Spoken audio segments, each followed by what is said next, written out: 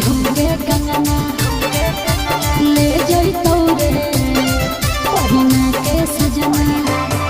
आगे रोल हमर देखी हो ऐसन माहौल बनैबोगे आगे देखले ही तू प्यार तोरा न खुराक देखैबोगे।